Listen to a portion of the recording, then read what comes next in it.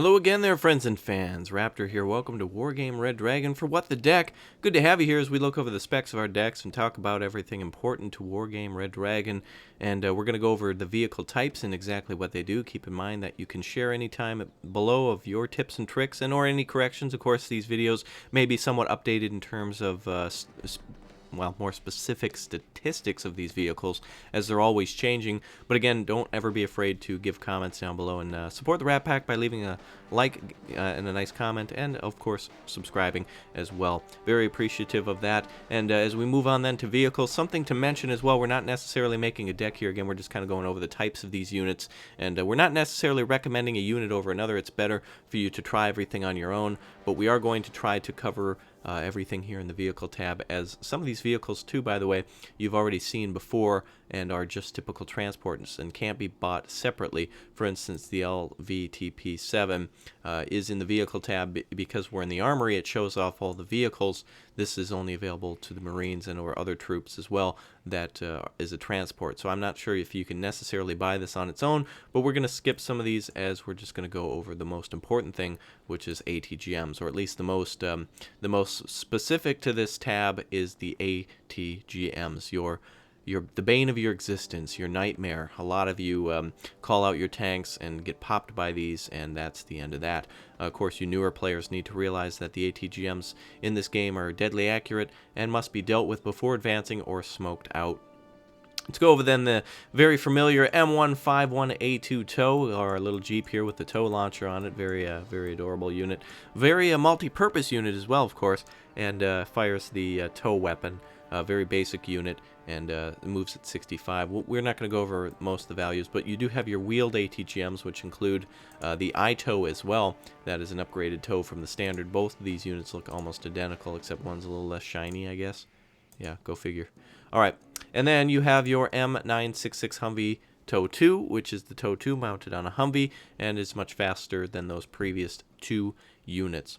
That's it for the wheeled ATGMs. We're going to then move on to the and again, these Super Dragons here, and the Dragons do come with troops for transporting, so that may not be available to you. We're going to move on then to the tracked vehicles. We have the M150 here. The M150, again, another very capable unit. It should be noted too that these wheeled vehicles carry less, they have less cargo room for tows than the tracked units. The M150 for 35, or the M151A2 for 20. For 15 more points, you do get some armor, which is a good defense against troops, and is also amphibious. The previous units are not. So this is your first amphibious unit, and poor optics on it, so use it with recon. We're then going to move on to the M901 ATGM, which is a very, very effective unit against T-64s and in any heavier armor than that. It's really good because it carries 12 and is the I-tow, so it's 60% accuracy. So if you use these in groups of twos, meaning you have two groups of two somewhere on the map, you can fire and just destroy the enemy. Just keep in mind these are a little slower, so you got to keep them on the move. For artillery and counter ATGMs are also a possibility. The M90-1A1 ITW US, baby, that is, oh man, that's another step up. No difference, by the way, in those last two upgrades, but the armor values do change, especially in the M90 here, or 901A1.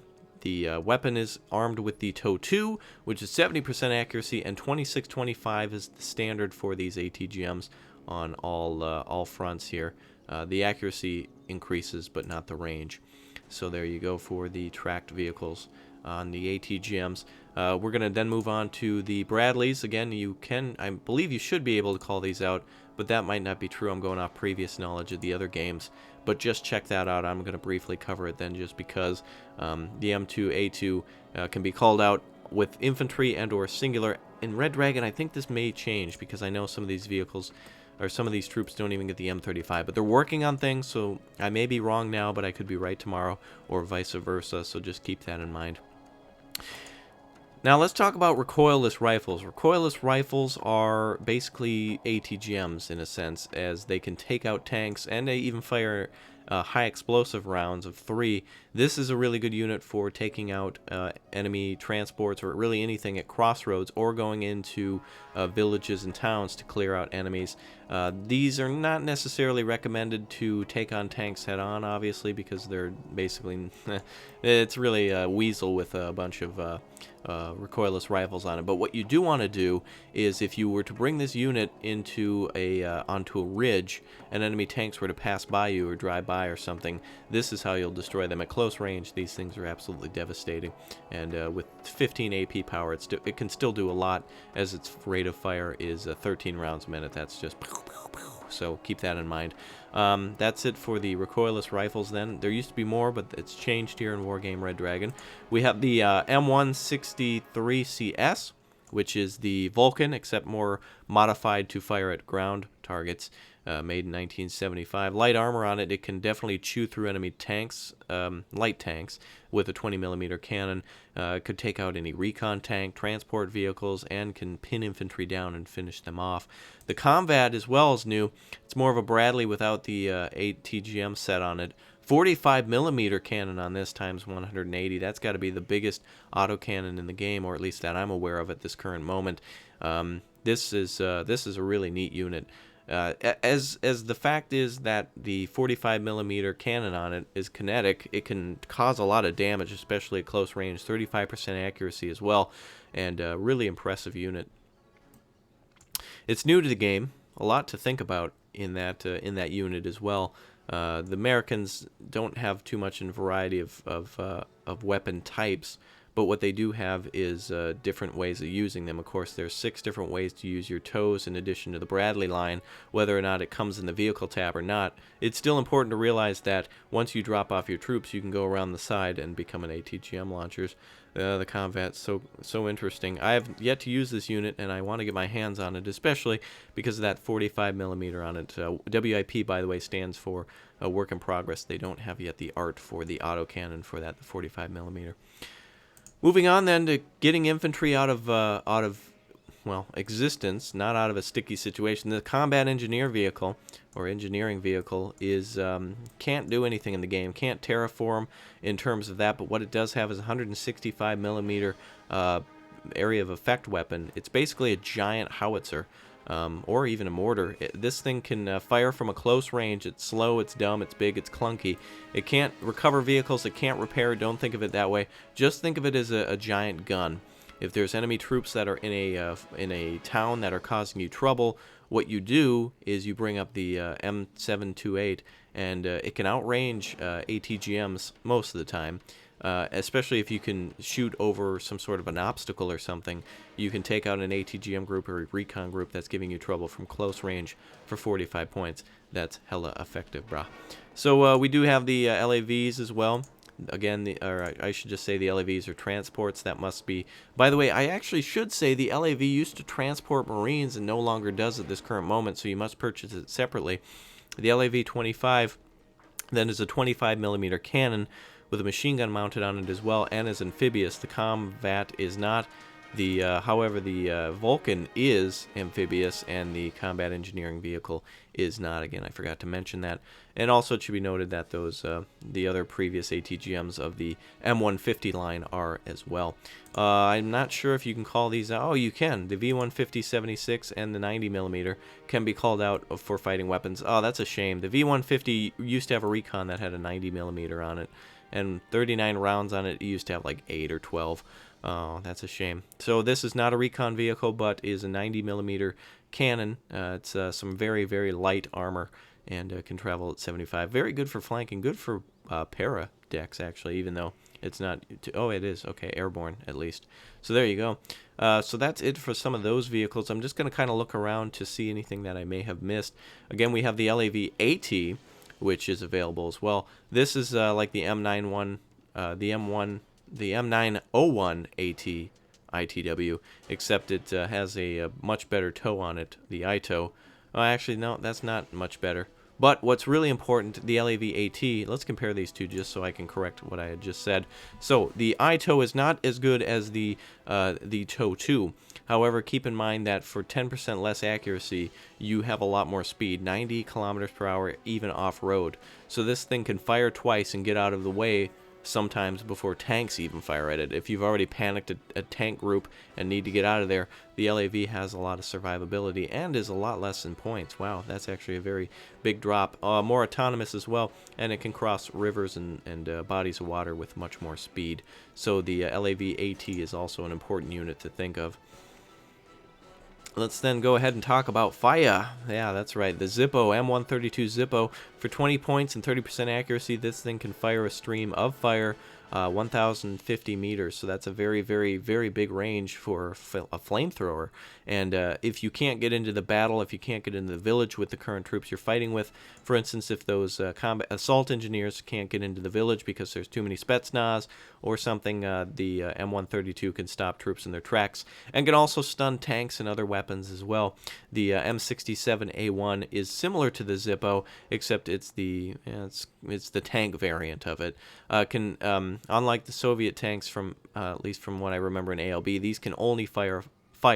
So keep that in mind, that if you engage another tank, you have nothing other than a flamethrower to take out the enemy.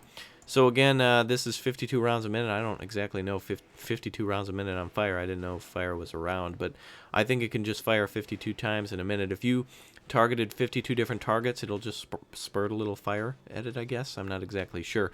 But anyway, in the American arsenal, again, it's good to remember that we have landing craft like this with the Mark 19 on it as well for the LVTP-7A1. We have the transports that are amphibious as well. The previous two were, and the M113A3 is also amphibious. So is the Super Dragon and Dragon.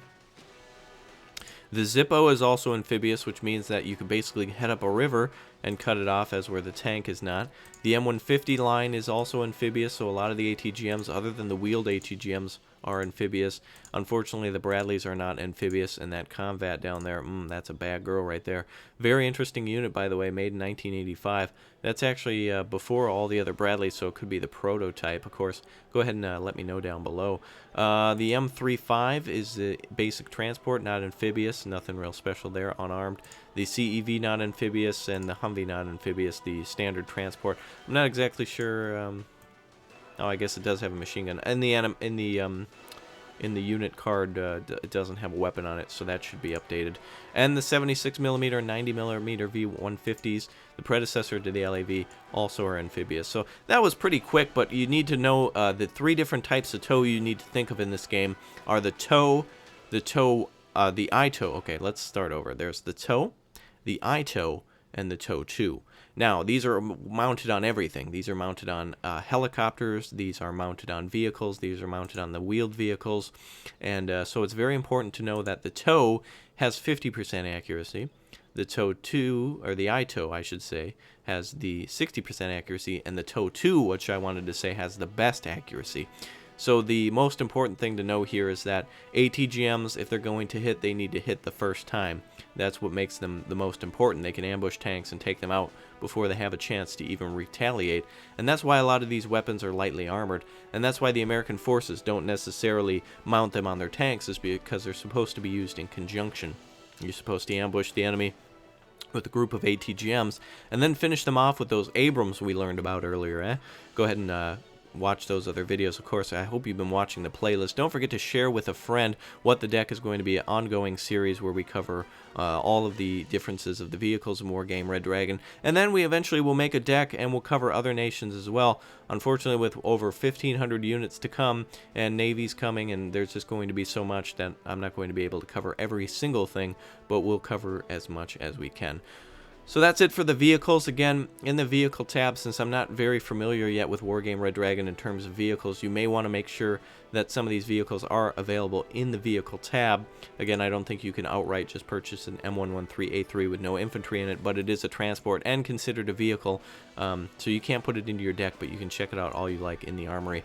And one ability I wish we had is to zoom in just a little closer, and I guess we can do that though it's I don't think it's as close as it was in ALB. That really looks like a winter camo. That's one thing I'd like to see in this game. But so that's it for now. Again, it was a brief covering. Again, remember those recoilless rifles. Test out everything for yourself. The combat, all these things that fire shells are linked up, and really fantastic to have all these units in your arsenal. Vehicles are very important, in fact, for the Americans just as much as tanks. Conjunction junction, what's your function? Don't forget to like, comment, subscribe, tell a friend, bring the cornucopia of pain, keep that password and pin pan strong. Raptor for the rest of the Rat Pack, saying we'll see ya. Bye.